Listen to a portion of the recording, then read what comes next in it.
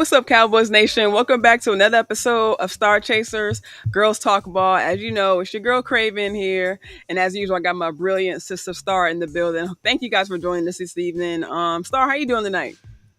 Doing great, doing great. What's up to everybody? Glad to be here for another episode of Star Chasers Girls Talk Ball. Shout out to my guy Kelvin, Dak owns Filthy. What's Thank up, you guys? guys for vibing out with us in the chat. Obviously, we know more people gonna be coming in. What's up, Jameson? Really excited to do another episode, and also I want to acknowledge those who may have had family members or friends that was lost in 9/11. Yeah. Want to send condolences. I know it's been so long. I was literally in first grade Wow. when or Hold on now. kindergarten. No, I was in Hold first on. grade. Yeah, I was in first grade Yeah. when 9/11 Yeah. happened. But Yeah. just sending prayers and thoughts to family members, because I know it doesn't matter how long it's been, it's still hard.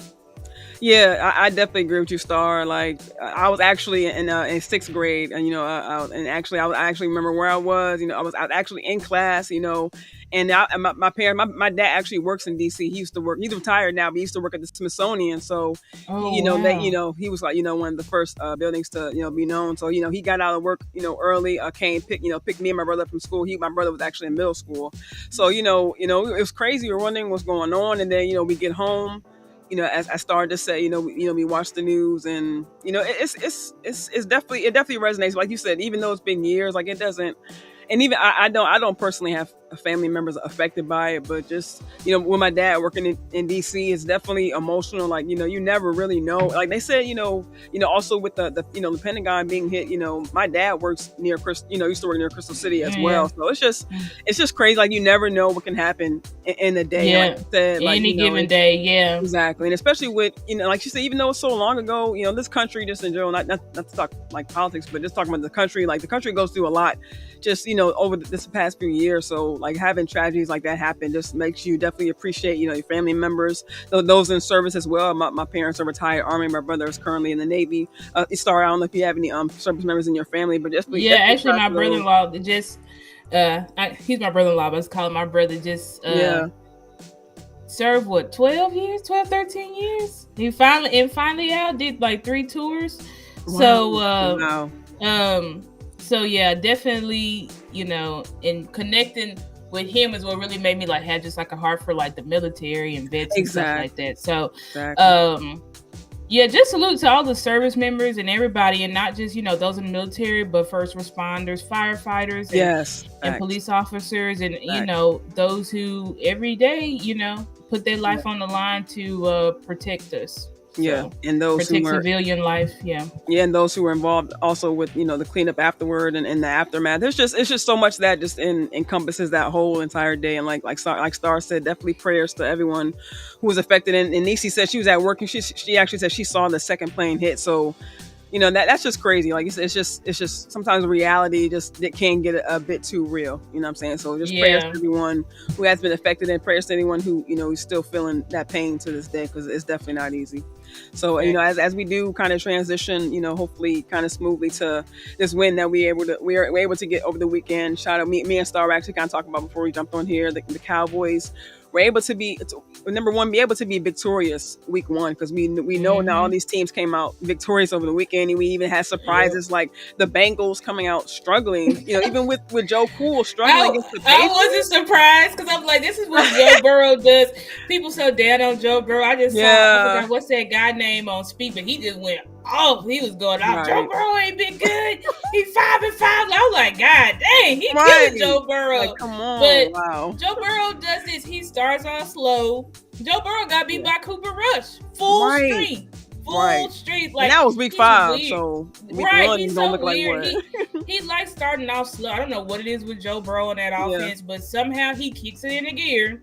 Yeah, and he'll be going far in playoffs. So I mean, let's don't go this year, if he don't go to playoffs this year, or he don't go far, then I feel like, okay, maybe we need to start having talks. But exactly, yeah, I agree with you. I mean, that the next following, like you say, he's coming back from injury, kind of shaky, the whole thing going on, losing. I believe they lost Tyler Boyd to Tennessee. They lost Tyler Boyd, and then Higgins is hurt. And I tried to tell people. First, shout out to Keystone and James Nisi, everybody. Yeah, what's up, guys? Sports Junkie as well. What's up? I tried to tell people, everybody was saying we had the worst. You see how people do?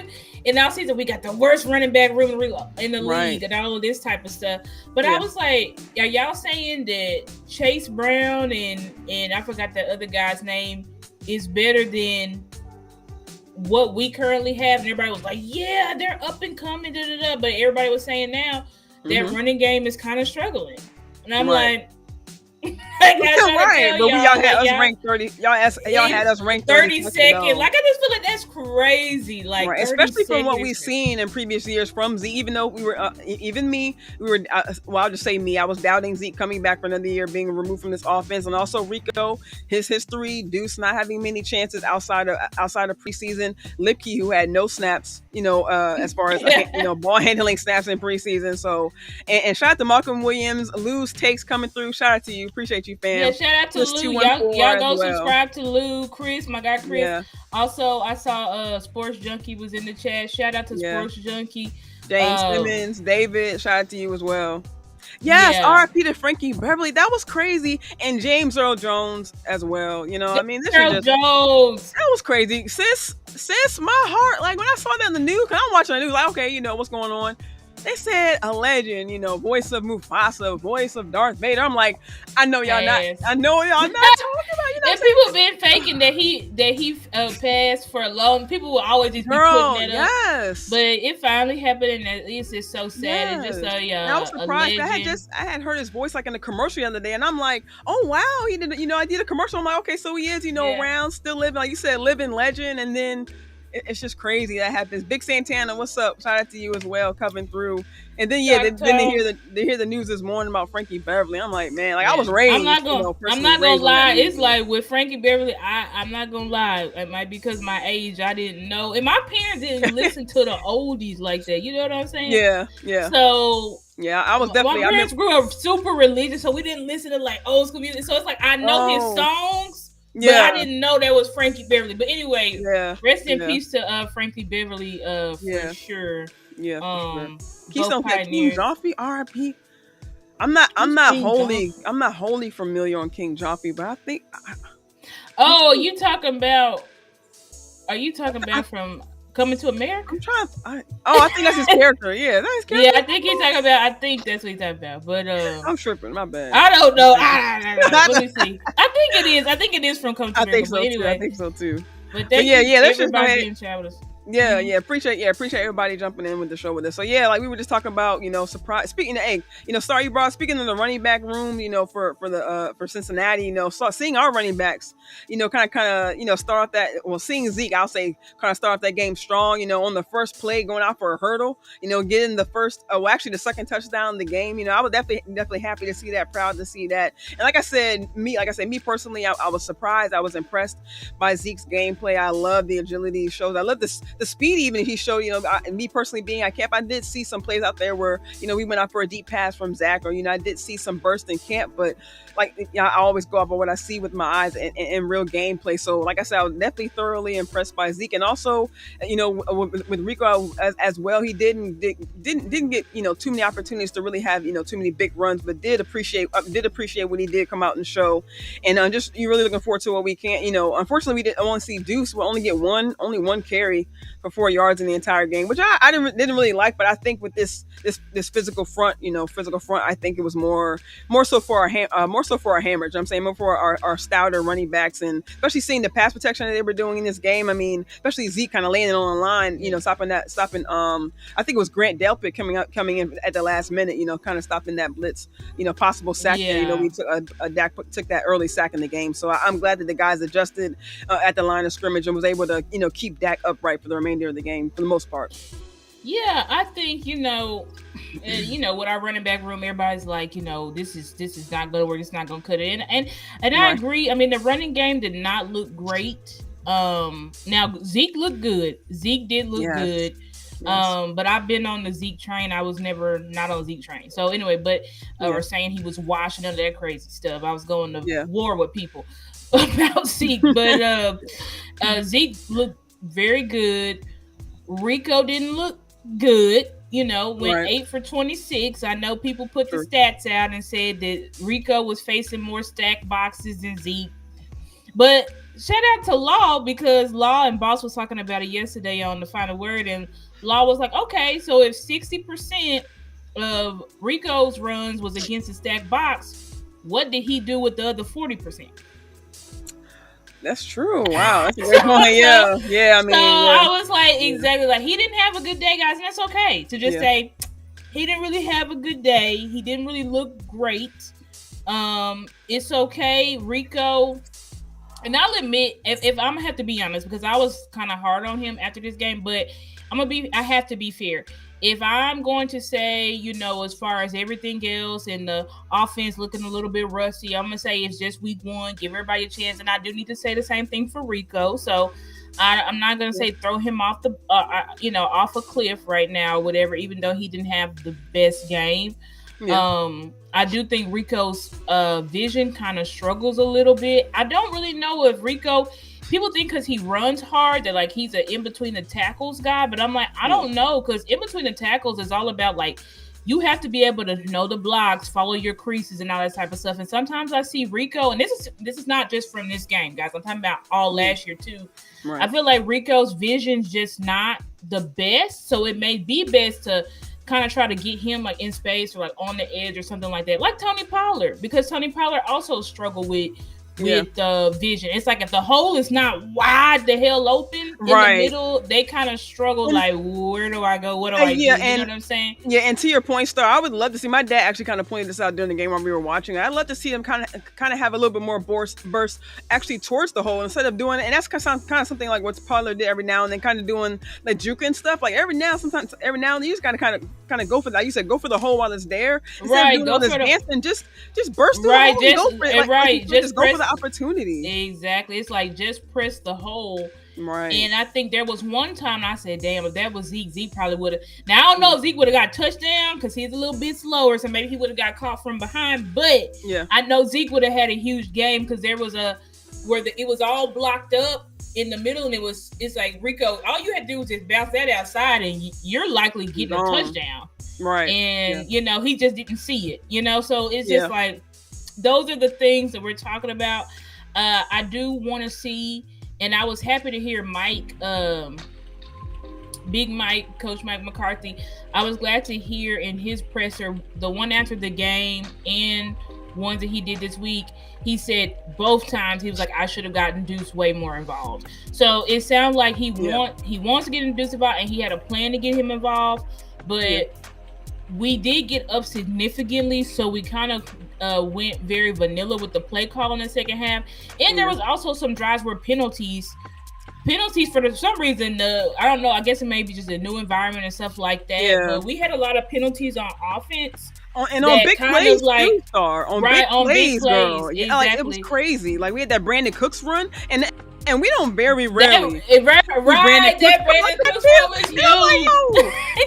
And I'm like, yo, a penalty? Are you serious, bro? Yeah, I'm like, so come penalty, on. It literally wiped out some things. And so, of course, if you're second and 15 or whatever, you're not about to run the ball. So it's just, I think it was just those issues. But hopefully, this week versus the Saints, we can see a little bit better vision.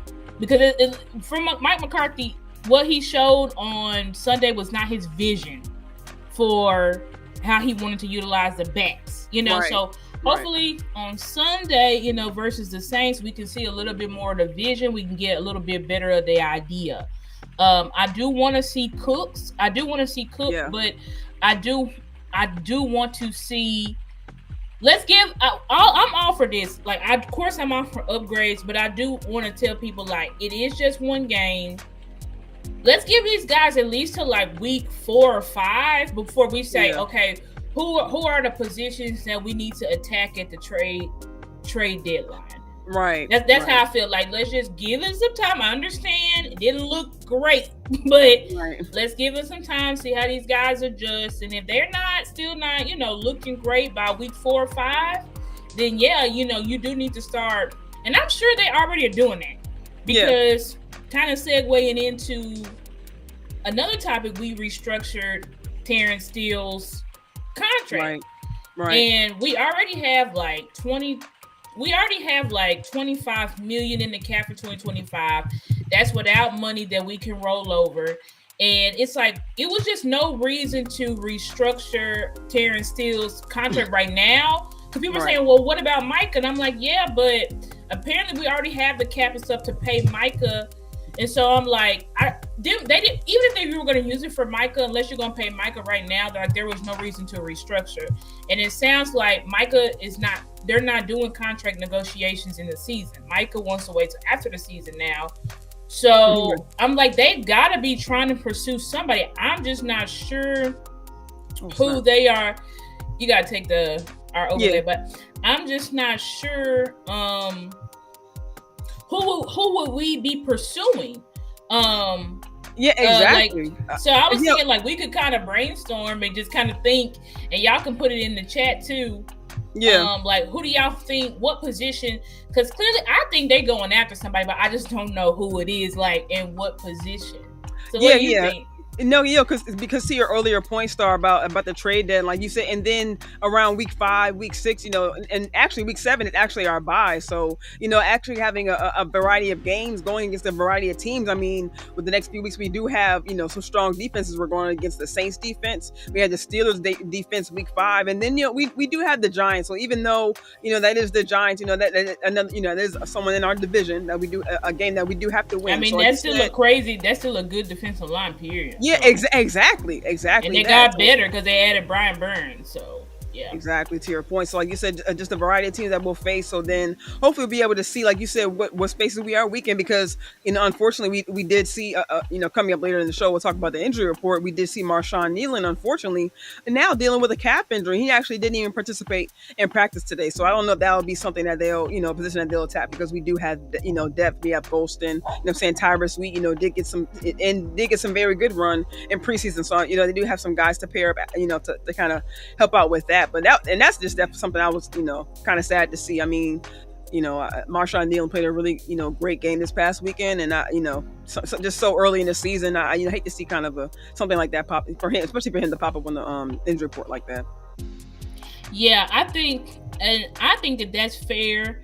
I think that with Marshawn Nealon, I don't know how serious his injury is, but y'all remember I put out the report when Steven talked to Jory Epstein. This was a few weeks ago, like a month ago now, when he told Jory, like, we're trying to get CD and Mike. I mean, not CD and Micah, but CD and Dak signed so that we can go out and get a big nose tackle or a premium pass rusher. Because right now you don't. I wouldn't say you have any premium pass rushers outside of Micah right now. Now, Marshawn Nealon had a hell of a game, but again, if he's got a hammy, that might sideline him for a little bit. Yeah. It was a calf. Oh, sorry, a calf injury. So I don't know how severe or significant that is. Right. But and then you also have D-Law, under this Zimmer scheme, this man had 2 sacks. We won. Probably should have had about 4 or 5 sacks. Correct. How many times he's in the backfield, so, man. You still want reinforcement. So I would definitely be in the market for a pass rusher for sure. Yeah. That's one that I feel like a particular pass rusher who's on. I mean, I know we're looking for a new contract, but a particular pass rusher who's on a holdout. Hassan Reddick. Right. All right. I think you get me, Star. I think exactly. Hassan Reddick. And I was thinking about that the other day. I was like, it would be crazy if we could bring in Hassan Reddick, and I just feel like he would play so hard for us because right. One, he's not happy with the situation how it went down in Philly. So imagine Philly sending him to the AFC, and then we get him right back. Like, I really think like that's a premium pass rusher that is going to get you 10 plus sacks. This is like a 10 plus sack guy. So, like this guy, I definitely would be in the market to get Hassan Reddick. Now, the only issue is the contract. I don't know what he's necessarily asking for. That's the only issue, because the Jets haven't even negotiated with him, so I don't know what the hell the Jets. I'm like, why did y'all? I don't know what the Jets are doing. But and another thing, I mean, if he was holding out from the Jets camp, I mean, would it be like a similar situation to where we have to ramp him up as well if we do bring him up, because we have Carl Lawson? You definitely gonna have to ramp him up because he hasn't played no football at all. Right. I think if Nealon is out this game, they're gonna elevate Carl Lawson for sure. Yeah. And I mean, who knows? Maybe Carl Lawson goes the hell off, and they like, nah, we don't need nobody. But just like you said, David, Carl Lawson. Yeah, I mean, you could never be too good though. That's what I'm saying. Like, I'm also, if you can go out and get a premium player, facts, then you go out and get him. I'm even up for getting a premium wide receiver. I don't know who it will be, but maybe somebody like a Deontay Johnson, or I'm trying to think of like who else could be out there where it's like, oh, we could make a trade for him because he's not really fit in his current system. I don't know, but I definitely think that if you can upgrade and make a trade, you go ahead and do it. You go ahead and do it because you feel good about this year, and you just want to have reinforcements. David said Adams wide receiver. Somebody else, I was talking in the DMs with my guy Martin about that, about possibly because Adams, it was reports that he wasn't happy in Vegas. Now, he did come out and say, no, I'm fine. But no, he's not. He don't have a quarterback over there. Right. So, hasn't worked out. Been over there 2 years. Low-key, there were reports that he was waiting because he was hoping that the Raiders might have been able to get Dak. But I'm sorry, you're not getting Dak. Right, not at all. Right. You're not getting Dak because Dak got his money. He'll be a Cowboy. You got about 4 years to maybe think about it. Exactly. But y'all ain't getting Dak, so it's like maybe now this is the Mike McCarthy guy. Right. Facts. I mean, Cooks, Devontae Adams, bro, CeeDee Lamb, and it's crazy. They just had that joint interview, I think today or yesterday. CeeDee Lamb and Devontae Adams. So that could be another connection. And Devontae Adams loves CeeDee Lamb. Right. And he said, "I ain't got your jersey, CeeDee. I made space on the wall for your jersey, CeeDee."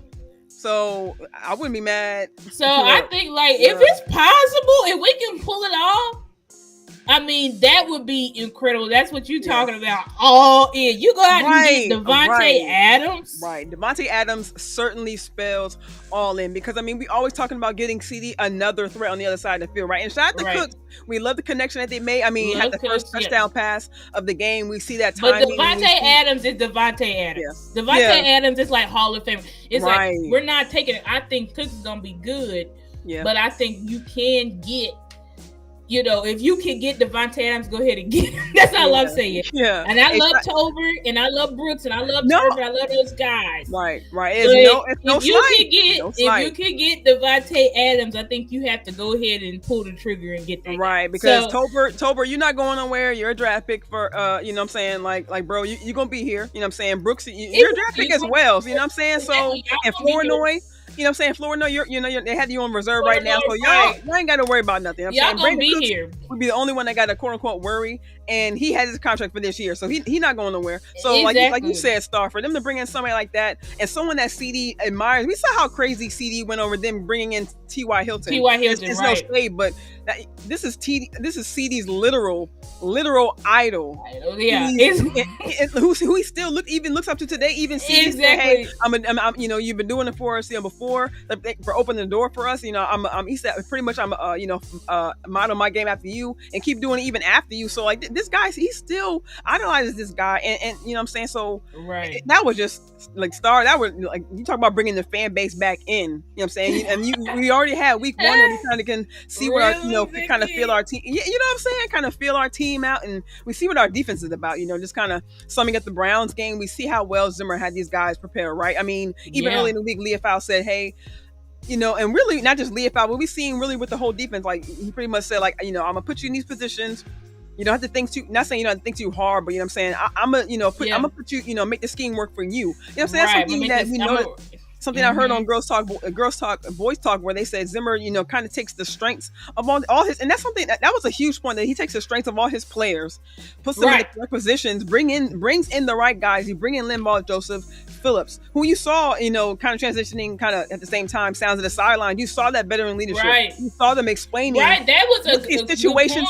Like, it was huge. And not just those two. You saw Kendricks talking to Parsons. You saw Kendricks talking to defense. Even after Turpin's punt return, he's even telling them, hey, y'all, this is where we go crazy, but don't go too crazy. Be patient. Still stay with the techniques. Still stay level-headed. But it was amazing, Star. Amazing. Like, thinking sounds of the sidelines couldn't get any better, but seeing that veteran leadership on the sideline and seeing these guys just take the tutelage from these guys and saying, hey, and even hearing Limbaugh Joseph say, if you execute what we did in practice, you'll see that it's going to work, and you'll see the success that we're looking for. That was a good amazing. Point. That was a good amazing point. And see that Micah was really listening.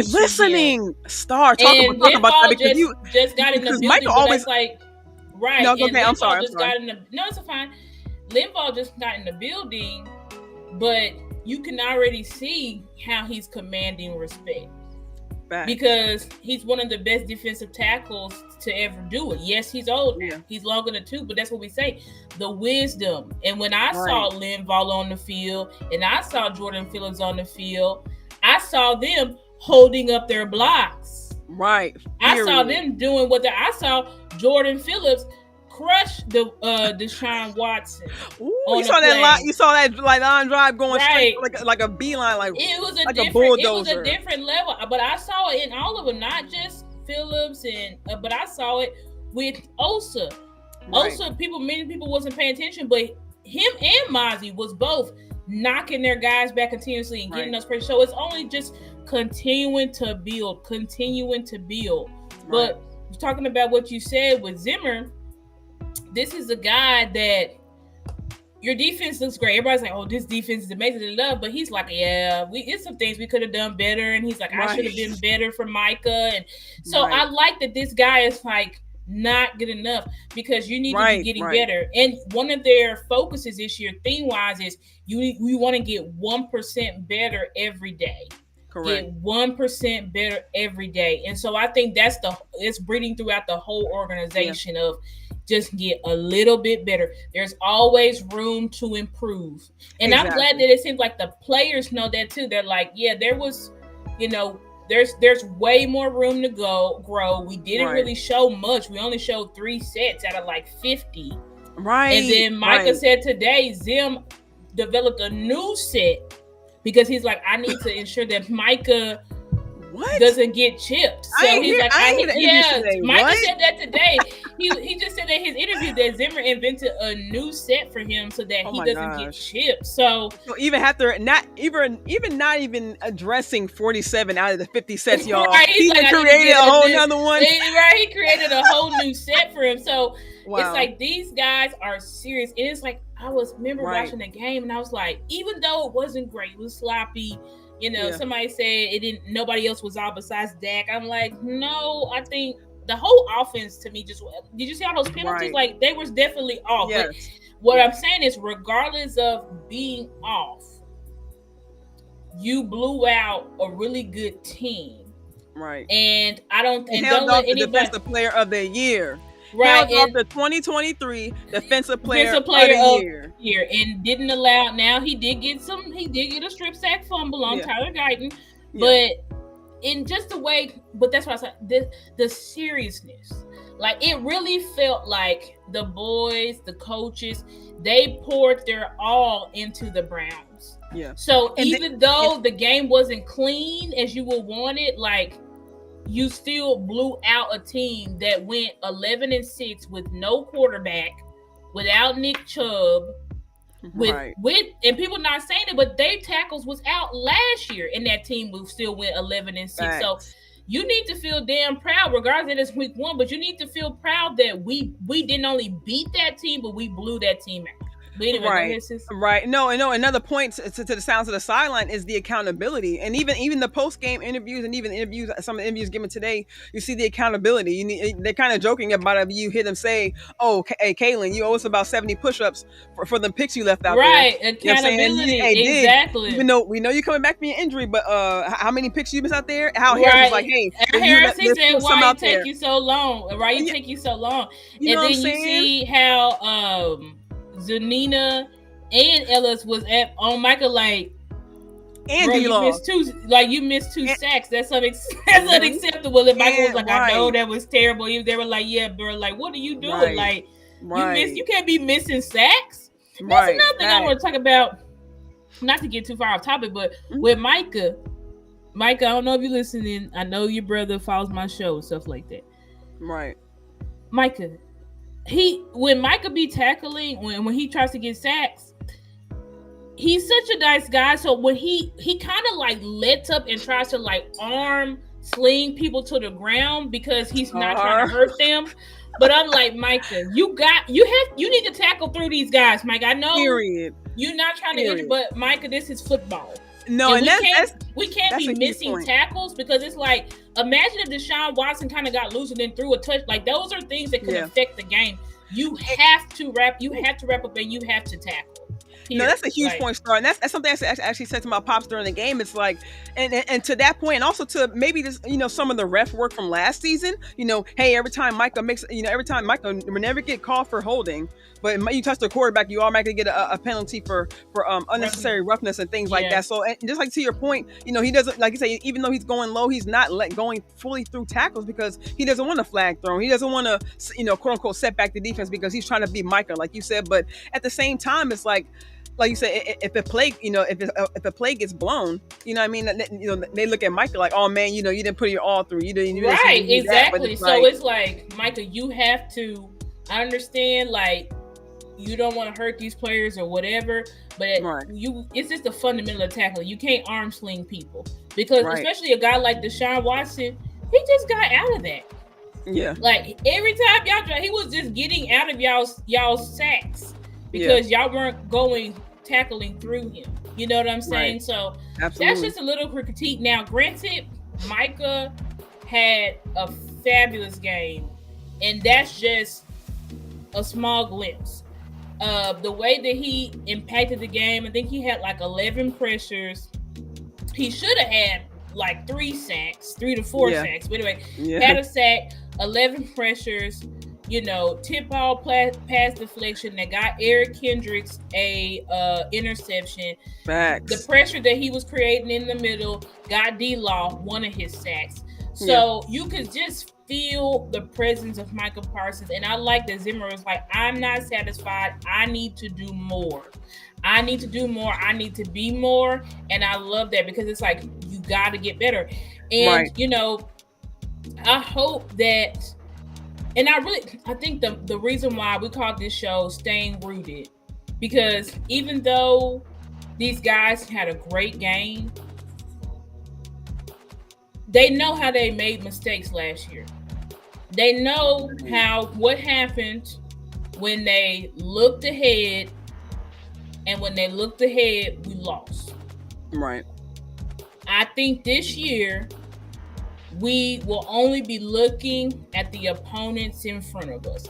And I'm thankful that the Saints blew out the Panthers. So now you can't say, oh, it's just the same. No. That team put up 47, 48 points.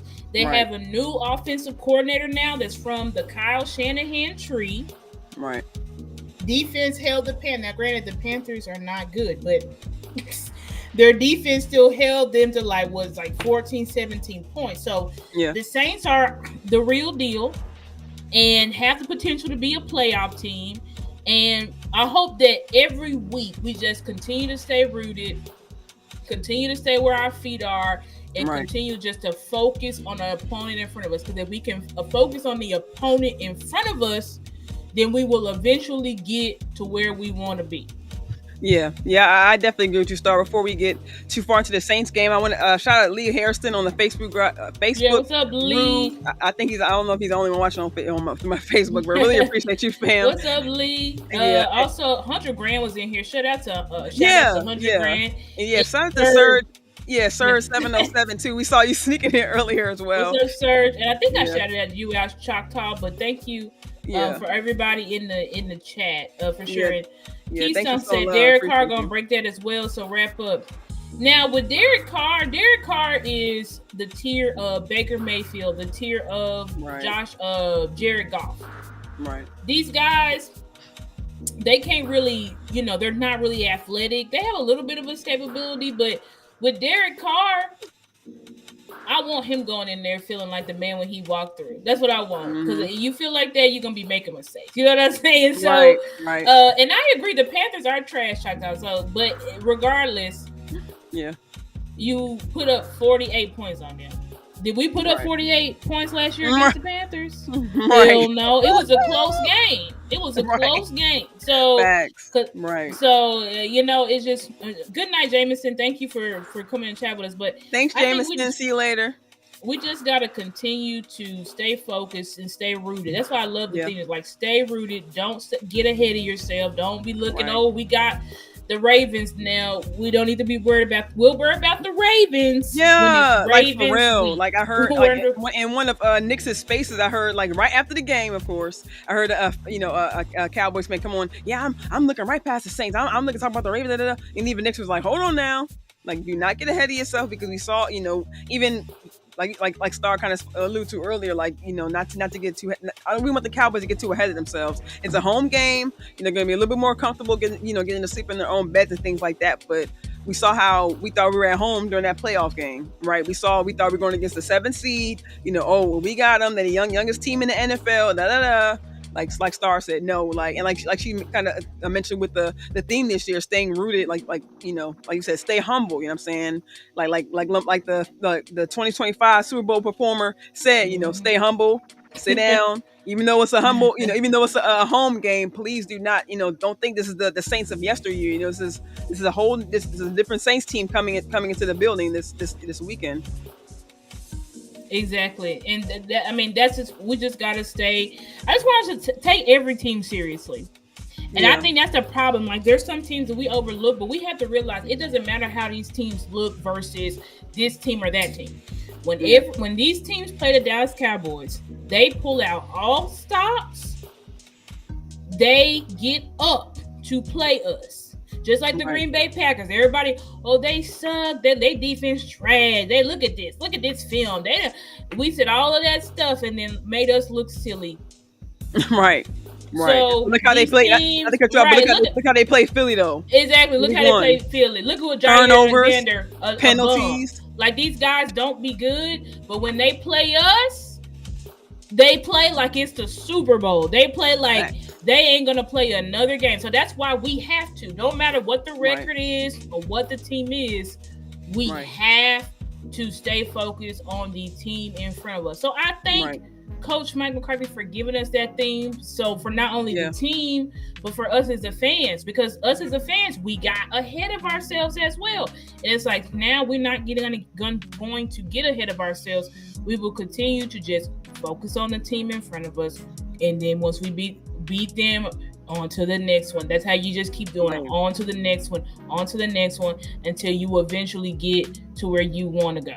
Yeah, I definitely agree. And I don't know, I think we kind of jumped into the show, but we shouldn't have to say it, but make sure you guys like the video, make sure you guys share the video, hit subscribe. I know, hit our Cash Apps as well if you guys are in the mood to donate tonight. Shout out to Amp coming through. What's up? How you doing? Yeah, shout out to Amp. Y'all go subscribe to Ant Sports for sure. Yeah, and definitely, like you said, please, no more Arizona moments. We don't need, it happened in week 3 last season. We don't need a week 2 moment this season. Shout out to Stephen White. What's up, fam? What's up, Stephen? Glad to see you. And James Simmons, I don't know if we shouted you out earlier, but thank you for coming through as well, showing love, support. And actually, before we move on to the Saints game, did you have a star for the Browns game? If you guys been following us for a while since last season, Star Maker is a player that we choose from the game that we think, of course, showed out, balled out, did did it, made an impact on this team and, make great plays in this game. And we know there's been a lot of talk, around players for this game, overshown. Kendrick kind of, did his thing in the game. Personally, that's my, that's my star maker. But, did you have a star maker in mind, Star? So you picked Overshown? Oh, no, I picked Kendricks. Oh, you picked Kendricks. Okay. Yeah. So if you pick Kendricks, then I'll pick Overshown. Okay, awesome. I think clearly Overshown was just screaming off the screen. You know what I'm saying? Just to have him back. I mean, people didn't realize, but it was a huge. That's a good one. Amp. Yeah. Actually, That's I will a great one. Mike Zimmer. And that's why I had put, I put in our thought bubbles on our thumbnail, and I was like, can Mike Zimmer help Dak get over the hump? And I think he can, because when you think about it, you go through Dak's history in the playoffs. 2016 starts off slow, which is normal because he was a rookie, right? So you start off slow. You're playing the GOATs. You're playing Aaron freaking Rodgers. Right. You roar your team back to tie the game.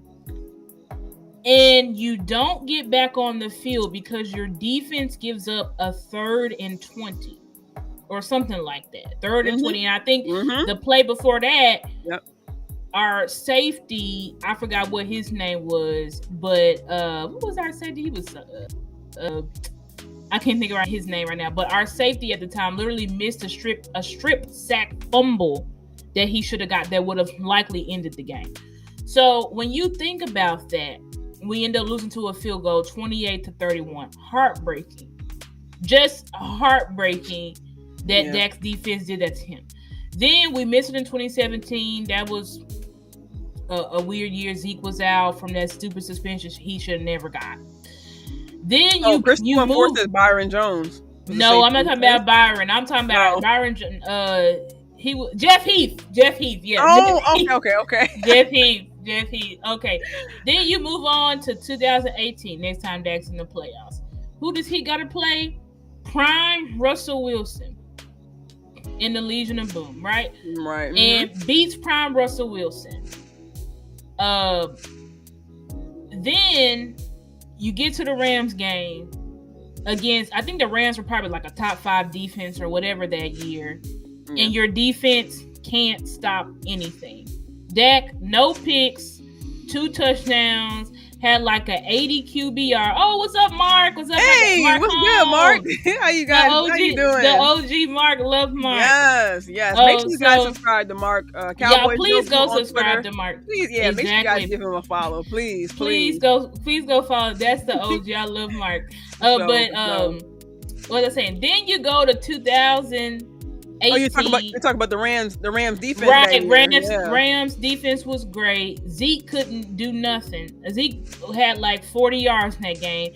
Dak plays great, has an 80 QBR, 2 touchdowns, no picks, and still ends up losing that game because I think, what did they do? They let Jared Goff scramble for a first down. We lose the game. So what I'm trying to tell you is, then you go to 2000 and we don't get back in the playoffs till 2021. We got to face the 49ers that had the top defense. Mark said he got to get you over for a game. Oh, right. But, we definitely got to do that. That is right. Yeah, I keep forgetting of that. Y'all need to get together for sure. I'm going to get at you when I get off here, Mark. Hey, what's up, J Money? How you doing? You go to 2021. You got to play the number 1 defense with Kellen Moore, who got this stupid system where we wasn't targeting Amari. We wasn't targeting CD. Right. Schultz had the most targets, I think. And we didn't run the ball with Zeke and Tony Pollard. We didn't run the ball. And after Pollard going down, we don't go to Malik Davis. Right. No, but that's in 2022. This is in 2021 when we got first round. Then the defense it was just penalty after penalty with the defense. And the defense couldn't stop the run that day, the run that day either. And still, we have that game in the crux of our heads, if I'll never forgive you, Cedric Wilson, Dak throws a fadeaway ball while he's literally getting tackled by 2 to 3 49ers right in his hands. Right in his hands. Right in his hands. He drops it. We end up, it was a turnover on downs. Then we come back, and then that's when the stupid play, the ref was in the way. Right. Dak doesn't get down in time to save the clock. So this is what I'm saying. Like, it's always something. So when we talk about, can he get him over the hump? And we're going 2022, defense played phenomenal. So defense was not an issue in 2022. Clearly, It was the offense. We know that. But then you go to 2023, defense. This is what I'm talking about. We need a defensive coordinator. We've been needing a defensive coordinator that not only talks about stopping the run, but that believes it, and that is a big part of their scheme to stop the run. And we see that in Zimmer. We see how they know how to play gas, how they know how to be assignment sound. They're not getting full with motion. That used to be, what's up, the lunatic? That used to be our Achilles heel, motion. We're like, oh God, this team there's a lot of motion. Our linebacker's going to be totally confused. And so now it looks like we're not going to have that issue. It looks like, and the team already week 1, because some people were concerned about will these players buy in. But I'm like, the players looked like a reflection of Zim. They were serious. They were down to business. And we know that now, even if mistakes are made, you have Zim and you have his entire coaching staff that don't play no BS, that will be able to get them back on track and not just allow your defense to unravel. I definitely agree with you, Star. It's just the way that, before I'll say in the off season, we all we could do was talk about it, right? All we could talk about the influence that Zimmer can have on this team, the coaches that he brought in along with him, right? But now we're able to actually feel it. We can feel the energy, and that's kind of partly the reason why I chose Kendrick as my star maker of the game, because he just, they talk about his knowledge that he has for the game, the knowledge of Zim's defense, and just kind of watching some of his interviews throughout the week. He was on with Chad Johnson and who's that? Shannon Sharp, of course. But I think they were doing like a different setting. But he did an interview with them. He did an interview with Cowboys Hour, I think, a couple days ago. And you just kind of hear, like, and just listening to his background, he said, he was kind of thrown into the situation. I think in college, he said there was a teammate in front of him where, unfortunately, he had he was I think forced to medically retire, so that kind of forced Kendrick out front and center into the mic role and kind of forced him into a mentorship role to where he had to lead his team. So he said ever since then, it just because he just and I think it's I forget. I'm sorry, y'all. At the top right now, it's on tip of my tongue. The guy, and it's Nicole Hutchinson. I forget the guy who she hosts the show with Cowboys Hour, but he asked him the question like, sometimes players are just born for these roles, and he said, yeah, when I was kind of thrown into that position, I felt like I was born for it, and he said that was kind of a reason why he decided to come to Dallas as opposed to San Francisco, right? He said he knows Fred Warner is the 49ers.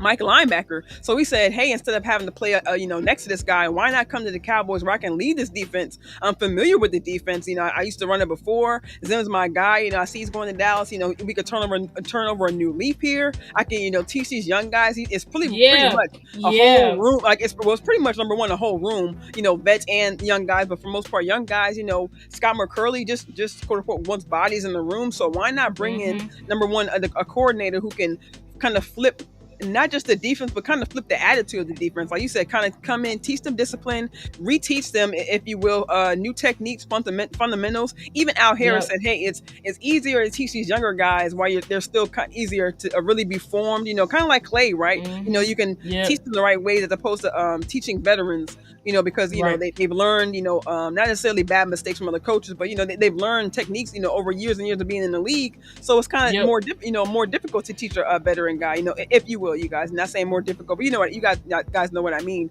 But that's really what really impresses me, because like you said, Star, everyone essentially has bought in. Even Zimmer said in his press conference, like, hey, there were a couple guys who I had to kind of nudge, right. But really I had no pushback. You heard that, right? Like, so look, I heard it. You have the whole room who's just willing to soak up the knowledge, like from Hooker to guys like Dono who are in meetings. Dono hardly ever, to my knowledge, does media, answers questions, things like that. So to hear him tell, beat reporters, hey man, I'm in the room, I'm learning, like, hey, I forget what they say he said, but like I said, he very rarely does interviews. So just number one, to get words out of the guy, but to see true. that everyone is willing, hardly ever. Yeah, that's true. Yeah, like, you know what I'm everybody saying? So is just focused and feel like they completely bought in and completely locked in.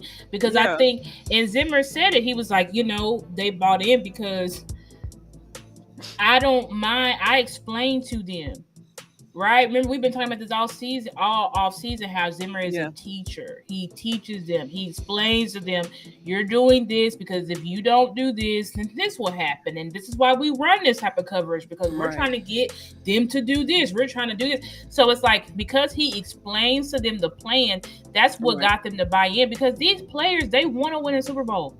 They want to get to you think these players want to keep, y'all can't never get to it. Y'all haven't even been to an NFC championship. You think they want to keep hearing that stuff over and over and over again? Of course not. So they want to win, but Zimmer had to show them, like, I know how to win. I know how to make y'all look good. And I put my all into making y'all look good and y'all having success if y'all would trust me. So I feel like now, after week 1, now he's gone. He's not saying they didn't trust him before, but now they see, okay. They can see it. They see the results. Right, exactly. You see they see now, okay, we see it now. And so, that's why I really think that, it was Nate Newton that said in the offseason when we hired him that he was going to be our first round pick and he was going to be the difference maker. And I really do feel like having Zimmer here, we have not had a defensive coordinator of his caliber. Since, I don't know. I have to go back a while because, and even though you'll bring up Dan Quinn, but I think this is what Dan Quinn is. Like, Dan Quinn is a guy that Zimmer is better than Dan Quinn. And he's better than Dan Quinn because he focuses on how to mold his scheme to his players instead of molding the players to the scheme. Right. And we just saw issues with that. I'm not saying Dan Quinn is a trash coach or anything like that. I'm just saying that he has a different philosophy. And one thing, and just to be petty, everybody every time Washington Commanders signed a linebacker, oh God, Dan Quinn's got linebackers. It was Jerry and Steven, all of this crazy stuff. Right. Go and look at the game they just played on Sunday. Once again, had safeties, Jeremy Chin playing linebacker. That is his philosophy. That is who he is. Period. Like, that's who he is. So I knew it. I knew everybody was like, oh, he believes in light. It was the front office. They sabotaged it. No, I was like, that is Dan Quinn's philosophy and scheme. It was him that wanted all them safeties, that said, we don't need linebackers. We don't need nose tackles in my scheme. So that was Dan Quinn. So it's like, I'm just glad that we got that way of thinking out.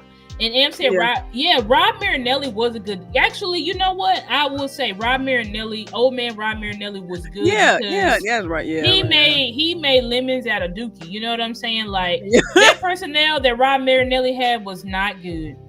Right. And he had, there was especially that 2004. I think what was that, the 2014 season? He had that defense playing lights out, and it was not nobody really good on there. So I 100% agree. Yeah, since Papa Rod, but I think Zim is even better than Papa Rod because remember Papa Rod was also upfield, just get upfield, just get sacks. He wasn't trying to stop the run neither. Yeah, and just to your point about really the differences between DQ and Zimmer. I mean, even Kendrick said that he's learned the most football under Zimmer. Period. Right. I'm saying, like you said, hey, Joe Rivera. I'm not sure we ever seen you before. Thank you for joining us. Appreciate up, Joe? You. And also, I forgot to shout out my guy $100 grand. I don't know if you're still in the chat, $100 grand, but I appreciate you. I appreciate you. He's always a loyal supporter. I don't want anybody to think that I intentionally did not shout them out. So I'm sorry if I missed you. We got you guys. Anyway. We got you. Yeah. Go ahead. No, just saying that, like you said, I mean, like I was saying earlier, just about Kendrick just being able to kind of get all this knowledge that he has, and like I said, you can just kind of feel it with these young players. I mean, we saw a great game out of our rookies. Overshown had an amazing game. Maris Leofau, even the stats that he was able to give on defense, we saw him in the backfield. That was, I mean, that was amazing. Like you said, talking about the Micah Parsons effect. I mean, yeah, we expect guys like D-Law and even Golston, running some similar lanes. Micah Parsons getting some pressure back there, but to see a foul back there, you know what I'm saying, and to make it, just even seeing him make that big hit on special teams, I'm like, yo, like this kid, yeah, like, I mean, Maris was playing. He was playing with along. his head on fire, and he was taking pride in those special team snaps. You could see it. Yeah, and special teams is very important. Yes. Special teams can win you games, so that's why there's 3 phases to the game. You know what I'm saying? Yeah. That's why Bones wanted to do the change of the kickoff and stuff like that, because he was like, we're effectively now eliminating special teams from the game. So we're trying to get special teams more of a factor, because everybody could just kick the ball out, just a touchback.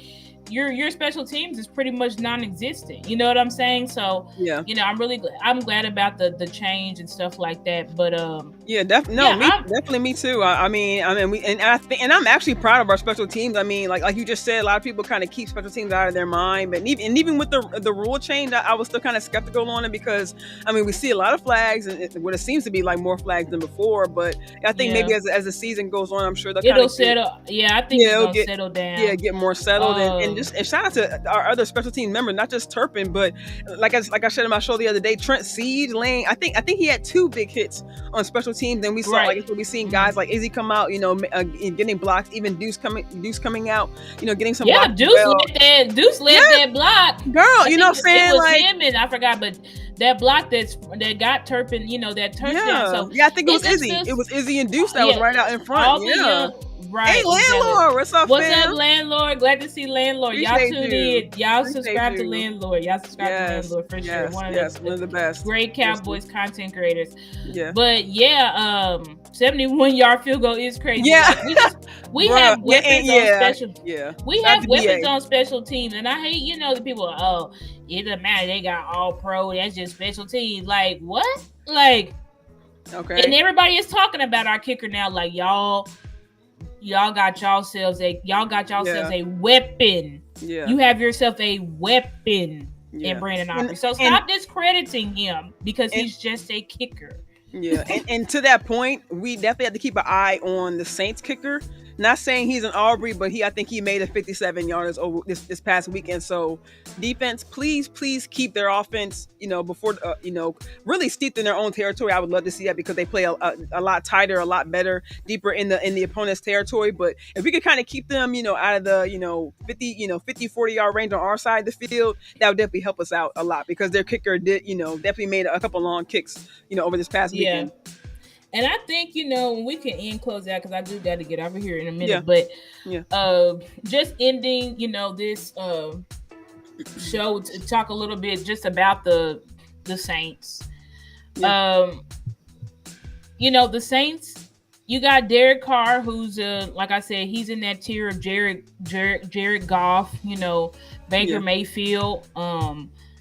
Clearly, Baker Mayfield had like 4 touchdowns, I think. No, Baker had 3, and Derek Carr had like 4 or 5 touchdowns. It was crazy. Right. But these are you have a decent quarterback, and then if they're able to protect him, you know what I'm saying? I'm not sure, but they did I think they got Talisi Fuaga, I think, in the draft, and he looks amazing. Yeah. Like this past draft tackle offensive line class was crazy. It was crazy. So. Yeah. So that that's one thing to look at. And their wide receivers, they got A.T. Perry, and they got the other guy, I think his name is like Rashid Shaheen. Yeah, Olave. He could be kind of, but Olave obviously is the guy he's gotten 1,000 yards. I think they said 1,000 yards every year since he's been in the league, regardless of the quarterback. So and also to your point, Shaheed does do special teams over there as well, and he's fast. So we have to keep an eye on him when he does bring the ball out. He's fast, and then you got it'll be they're a good, but their strength I will say their strength of their team is on their defensive side of the ball. Facts. No, I definitely yeah. And they slowly been beefing up. If y'all look at like their past drafts and stuff like that, they slowly been beefing up that defense. And so I do think that defense, and then they just have, like Chase Young is like second on their, he's second team over there. So like they clearly have a defense. To be honest, I have to look at the film to see like how necessarily we should attack them, if it's better to run on them or pass. I don't know. Yeah, they have Demario Davis is over there over there as well. Really, we talk about a vet's vet. He's been in the league for about, I think 12, 13 years. One of those guys who take care of his body. You know what I'm saying? He's still making plays, and they also have a Tyrann Mathieu as well. They definitely have, talking about their roster. Tyrann Mathieu, you have Marshawn Lattimore. Right. They have. He actually popped up on the injury report, I believe, with a hamstring. He's actually one of the guys who didn't participate. So we have to keep an eye on that, going into the weekend as well. They have another corner over there that I think is kind of good. Actually, Alante Taylor. Yes, he had 3 sacks. He's their nickel corner, and he's good. Facts. He is good. Facts. So he had 3 sacks off the line this weekend, you guys. 2 off a blitz. 3 sacks is crazy. Yeah. Like you said, he played the same position as Jay Lou. Like we talk about Jay Lou being a sound tackler and making plays off that line. So guys, that's him. Keep an eye out. Yeah, keep an eye out for. So they probably definitely gonna try to use him to confuse the fronts. Right. That's what I think they said. They said the Saints defense was kind of confusing the Panthers fronts, and like that's how they was able to get sacks and stuff like that. So I definitely think that this is not a team to sleep on, At all. This is a team Marcus to take a shot to you. Found up a set. So Marcus, this is a guy, this is a team that you 100% want to take seriously. You know what I'm saying? Yeah. Now, when it comes to their offense matching up on our defense, I'm going to take it all day. And I also take our offense over their defense. Yeah. But I do think that, I think Amp had said, this is a game where we definitely have to be more balanced and not allow now, of course, if we end up blowing them out, then yes, Mike's going to go back to vanilla again, just like we did. Because you don't need to be trying to score and do all crazy stuff when you're up 2 to 3 touchdowns. Like, let's be honest, you're not doing that. Yeah. So, but I do. Go ahead. No, I was gonna say we do. I mean, David mentioned Jimmy Graham. I don't think Jimmy Graham's over there, but we do have to be mindful of their tight ends. I mean, they have Foster Moreau, and they have another guy over there. I think I took note of his name just real quick. Bear with me just for a second, sis. But I did take note of the other tight end they have. Juwan Johnson is the other tight end that I think had a touchdown. He had a tip. He had a tip. He's a speed guy. Yeah, he's a little bit of a speed guy as well. And then they also use Taysom Hill, I think, still as a tight end. Facts.